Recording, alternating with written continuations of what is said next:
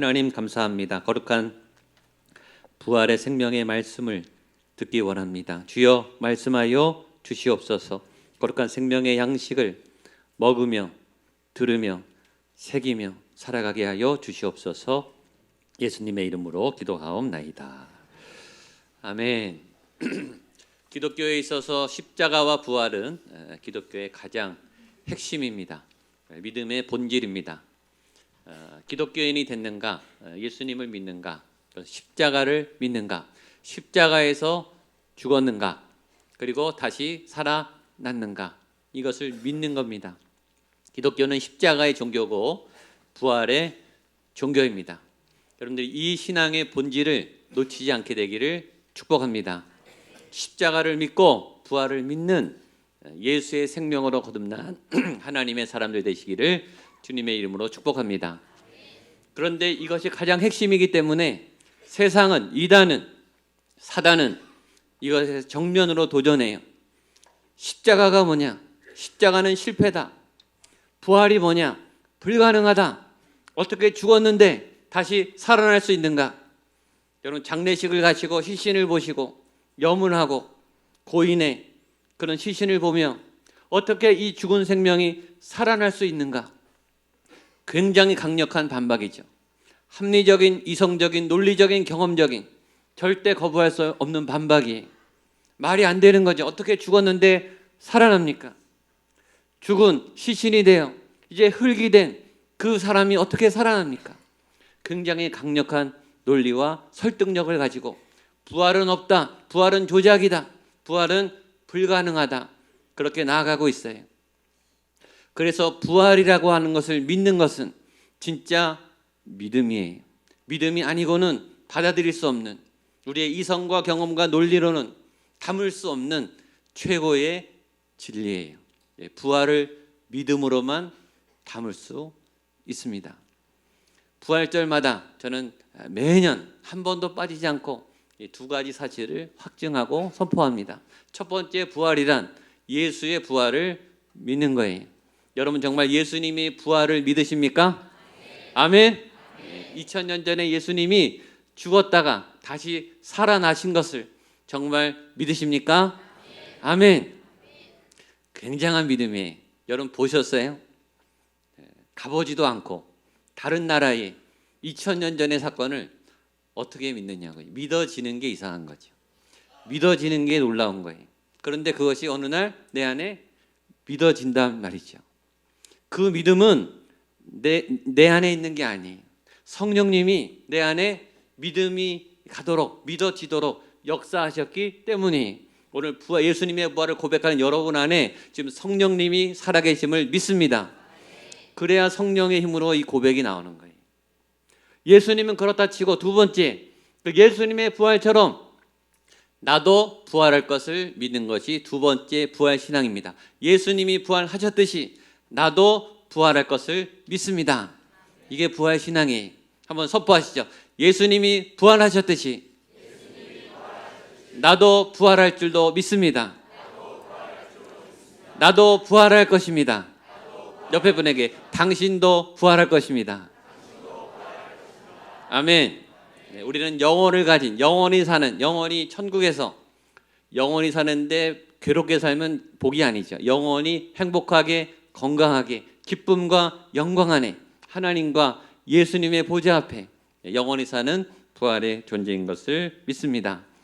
오늘은 창세기 22장 아브라함이 이삭을 모리아산에서 번제물로 바치는, 그리고 하나님이 그 이삭을 살려내신 그 사건과 예수님의 부활을 같이, 이 사건이 같은 사건입니다.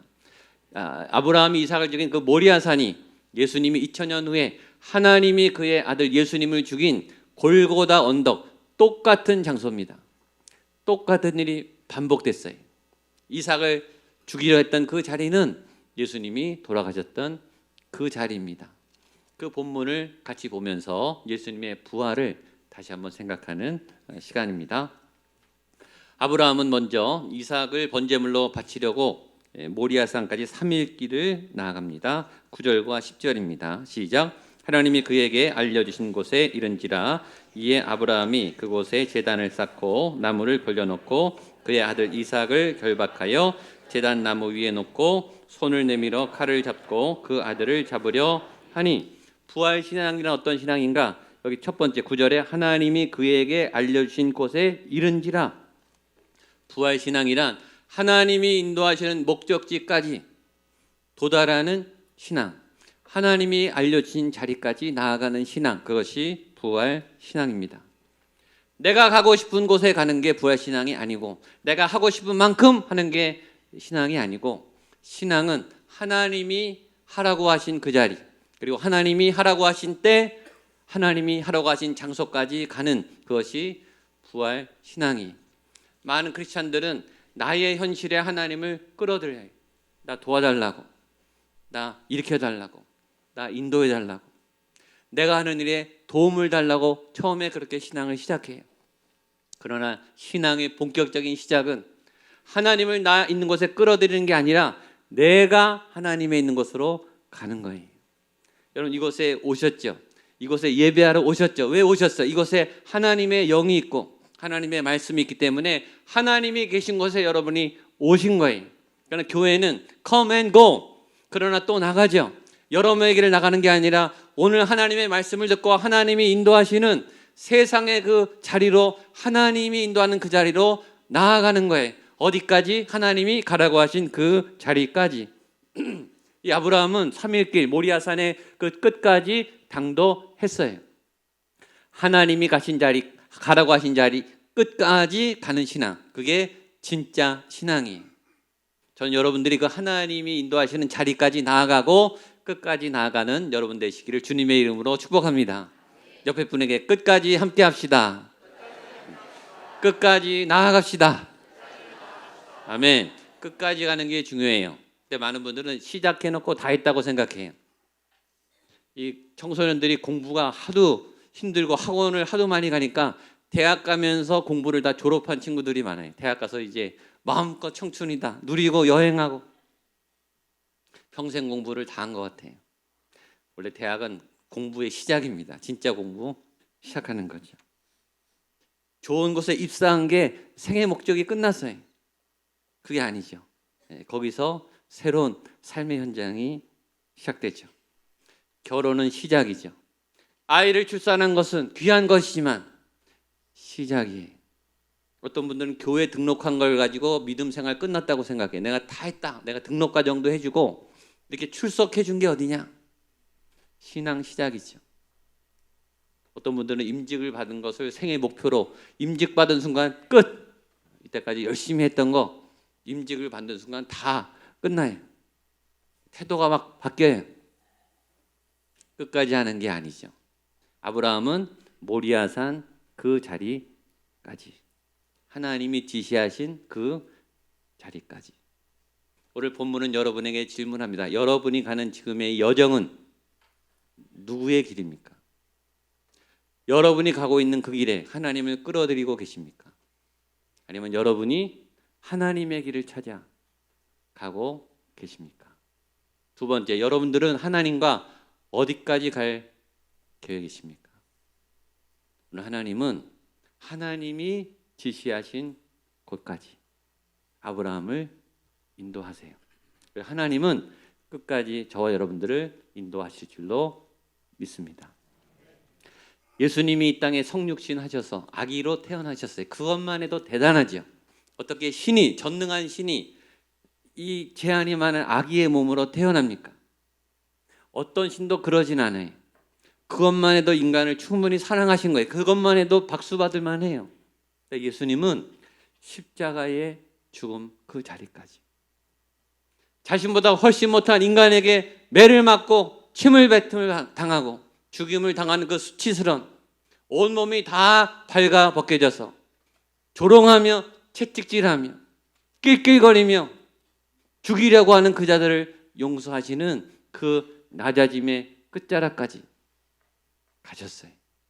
이유는 단 하나, 하나님이 그렇게 하라고 하셨기 때문이죠. 그 자리까지 나아갔더니 거기에 멈추지 않고 하나님은 그 예수님을 부활의 영광의 자리까지 높이셨어요. 여러분들의 마지막 삶의 끝자리가 부활의 영광스러운 하나님이 인도하신 그 자리가 될 수 있기를 주님의 이름으로 축복합니다.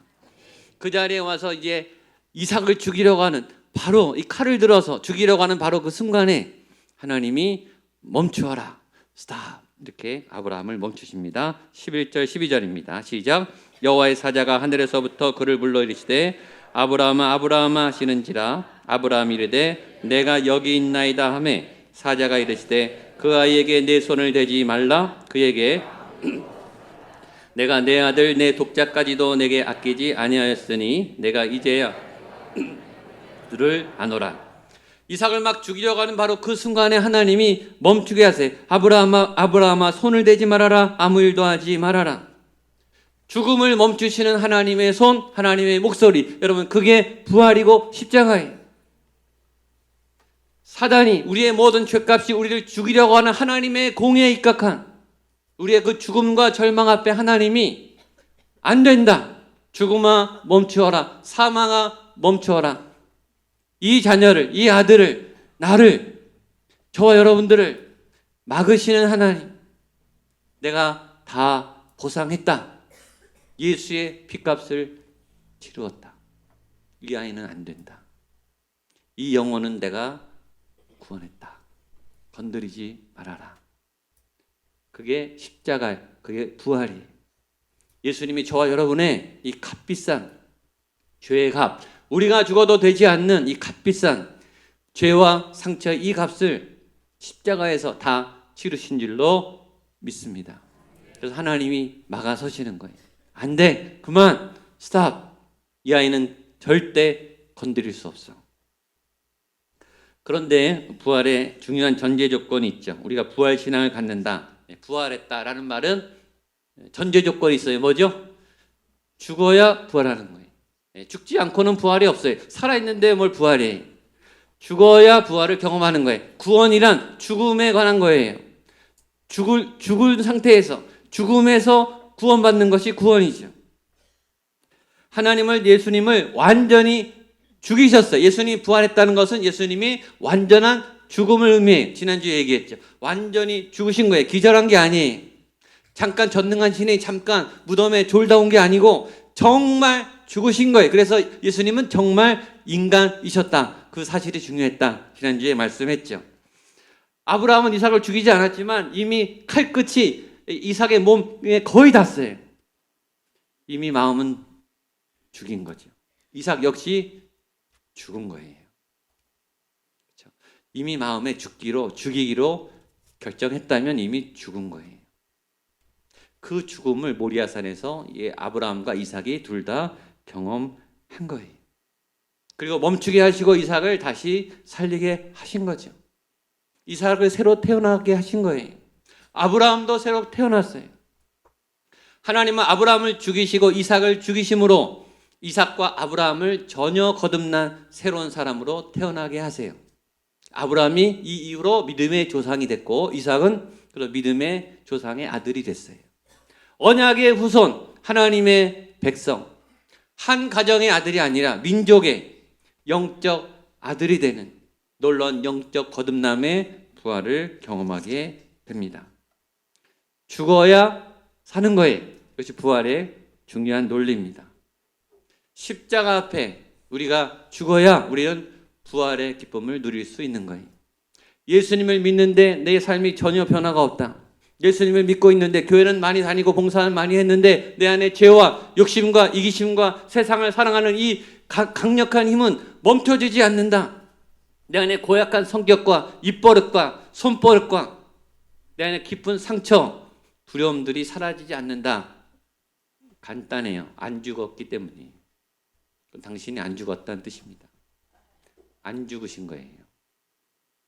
그래서 우리는 부활의 영광을 맛보기 전에 죽어야 되는 거예요. 내가 죄인인 것을 인정해야 되는 거예요. 내 인생이 내가 핸들할 수 없고 하나님만이 내 삶을 인도하실 수 있다라고 하는, 하나님을 인정하는, 내 죄를 인정하는, 내 무능과 약함과 악함을 인정하는 자기 고백, 자기 부인, 자기를 십자가에 못 박는 자기 죽음이 있어야 우리에게 부활이 가능한 거예요. 제가 지난주에 어느 심리학과 교수님의 강의를 들었는데 화에 대해서, 분노에 대해서 강의하시더라고요. 분노를 어떻게 다루는가. 분노가 쌓이면은 나는 안 그런 것 같은데 이게 쌓인다는 거예요. 위험한 지경에 터질 만큼 이 분노가 팽창한다는 거죠. 내 안에 분노가 참 이게 터지잖아요. 근데 화난 사람은요, 자기는 화가 나 있는 거를 감춘다고 생각하는데 다른 사람들은 다 아는데 자기만 모른대요. 나는 화가 나 있는데 화 안 난 것처럼 이렇게 행동한다는 거죠. 근데 다른 사람들은 그 사람 화난 거 다 아는 거예요. 조금만 놔두면 터지죠. 네, 그런 분노와 화를 어떻게 표출하는가 아주 간단한 재밌는 방법을 알려주셨어요. 그 화난 사람이 이렇게 말하는 거예요. 한번 따라했죠. 내가 화가 났구나. 이렇게 말하는 거예요. 한 번 더. 내가 화가 났구나. 그러면서 보니 이게 무슨 화가 풀리겠냐. 사실은 아무 변화가 없는 것처럼 보인다. 그러나 중요하다. 이 효과는 이렇게 비유하더라고요. 터질 것 같은 이 분노의 풍선에 작은 이 바늘구멍을 내는 것 같다는 거예요. 한 번에 빵 터지진 않지만 새 나간다는 거예요. 왜? 내가 화난 것을 내가 인정하는 거 아니에요. 그렇죠? 인정하고 말로 표현하기 때문에 어느 순간 이 화가 하고 새 나가기 시작한다는 거예요. 내가 화가 난 것을 인정해야 화가 풀리기 시작한다는 거예요. 내가 죄인인 것을 인정해야, 내가 약한 사람인 것을 인정해야. 우리가 강하지 않죠. 우리 남성분들 강하지 않아요. 강한 척하지 마세요. 힘들죠. 힘들면 힘들다고. 물론 어떤 때는 이를 악물고 힘든다는 말을 내어뱉지 않고 참아야 될 때도 있어요. 그러나 힘들다고 하는 사실은 인정해야죠. 지난주 고난주간 또 드라마 바이블 성경을 읽으면서 제 안에 제 영이 계속 이런 기도를 하고 있었어요. 주여 나를 불쌍히 여기소서. 주님, 저는 주님의 보혈이 필요한 연약한 자입니다. 주님의 피가 붙잡지 않고는 제가 일어설 수 없는 자입니다. 주여 내 영혼을 불쌍히 여겨 주십시오. 그걸 인정하기 시작하는 것이 십자가로 가는 시작이에요.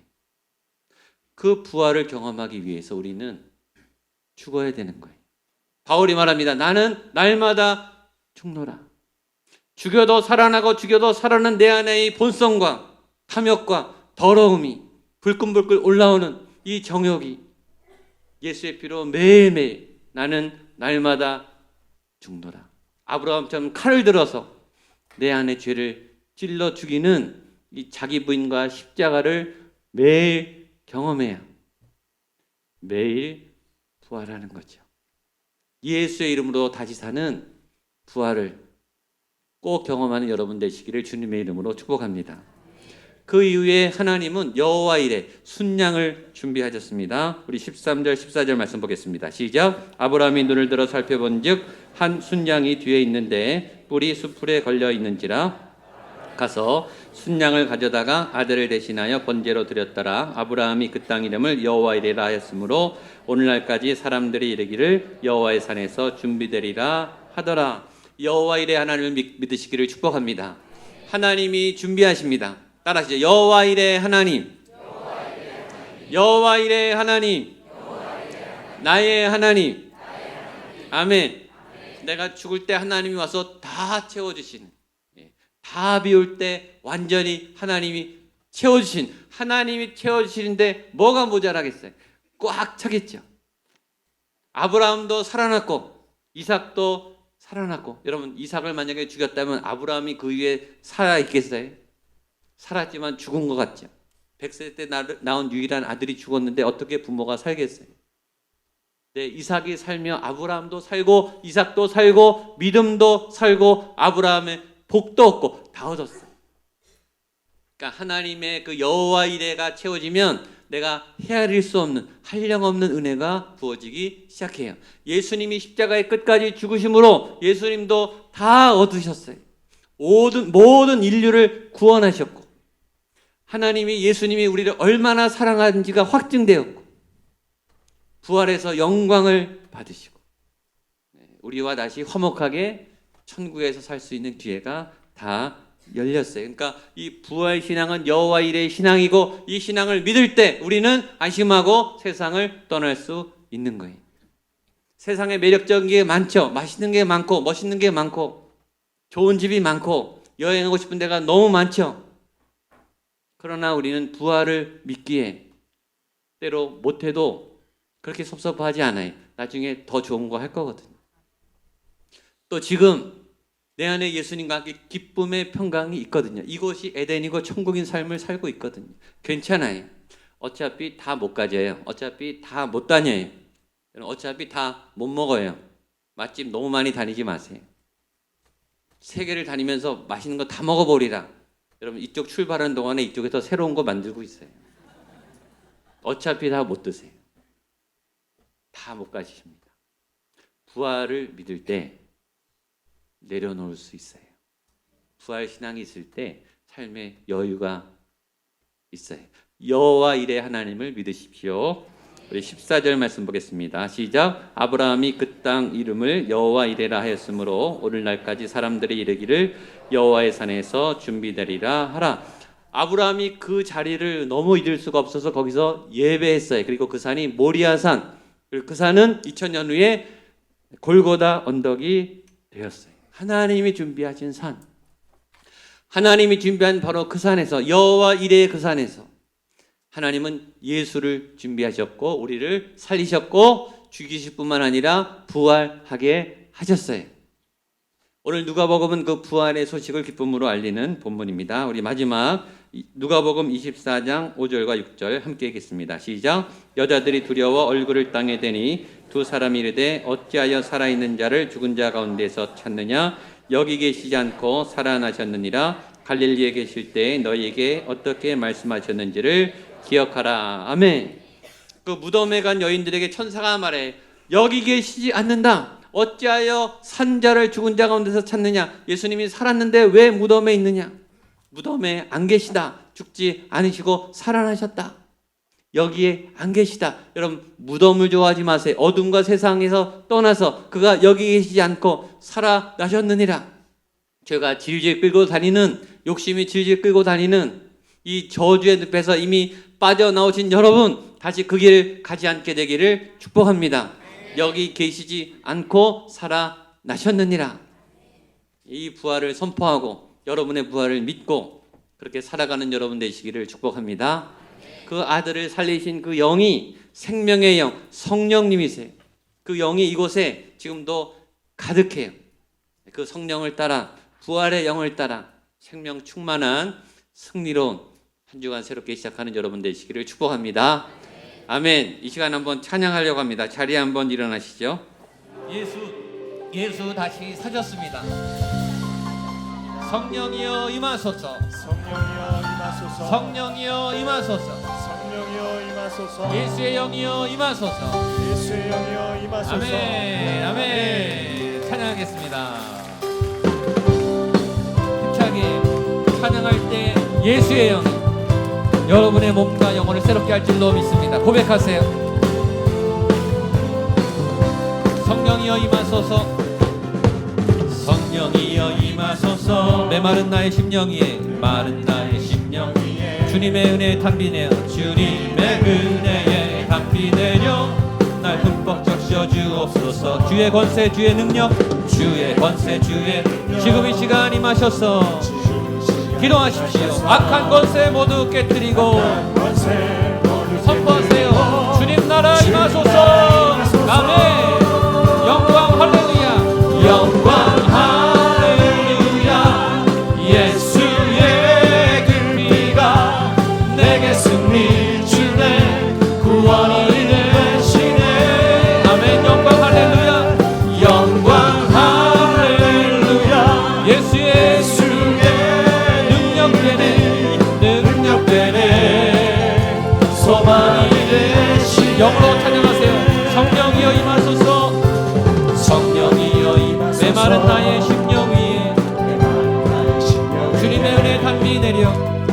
당신의 은혜에 담비 날 흠뻑 적셔 주옵소서. 아멘. 주의 권세 주의 능력, 주의 권세 주의 능력, 지금 이 시간 임하셔서 이 시간 임하셔서 악한 권세 모두 깨뜨리고, 악한 권세 모두 깨뜨리고 주님 나라 임하소서. 우리 손을 들고 영광 영광 할렐루야. 예수의 그 피가 내게 승리 주네, 내게 승리 주네, 구원이 되시네. 아멘. 영광 할렐루야. 영광 할렐루야. 예수의 이름이 능력되네, 소망이. 우리 한 번 더 우리요. 영광 할렐루야. 영광 할렐루야. 그 피가 내게 승리를 주십니다. 내게 승리 주네, 구원이 되시네. 영광 할렐루야. 영광 할렐루야. 예수의 이름이 능력되네, 소망이 되시네. 능력되네, 소망이 돼. 한 번 더. 능력되네, 소망이 되시네. 능력되네, 소망이 되시네. 같이 한번 기도하겠습니다. 손을 들고 한번 부활하신 주님 찬양합니다. 그 부활의 생명의 능력을 내게 부어주시옵소서. 내게 생명으로 가득하게 하여 주시옵소서. 이 땅에서 승리하게 하여 주시옵소서. 예수의 깃발을 높이 들고 여호와 이레 하나님과 동행하는 삶이 되기 원합니다. 주여 임하소서. 우리 주여 한번 기도하겠습니다. 주여, 오 하나님 아버지, 주의 거룩한 성령